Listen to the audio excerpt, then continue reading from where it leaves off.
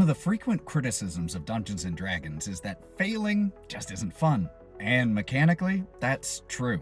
Dungeons & Dragons doesn't really have great failure mechanics. If you miss in combat, you just miss, and what makes it entertaining is what you and your players and the Dungeon Master say afterwards.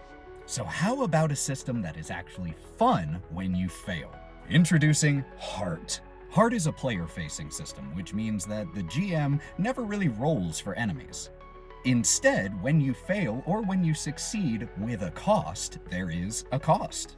You take stress points. The Game Master then rolls a d12 and compares it to your current stress. And depending on what they roll, you may take Fallout.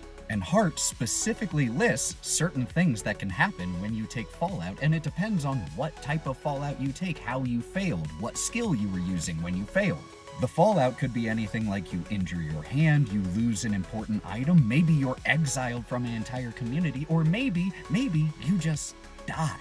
And while of course the GM and the players are free to come up with their own ideas for the fallout, the game actually lists some for you. That's an example of fun failure mechanics, where failing in a given moment, or even succeeding but at a cost, can lead to an entirely new situation, an entirely new scene. And of course, you can do this in Dungeons & Dragons, but that's through the creativity of the Dungeon Master and the players, not through the system. I'm talking about the system. If you want a system where failing is fun and leads the story forward, check out Heart.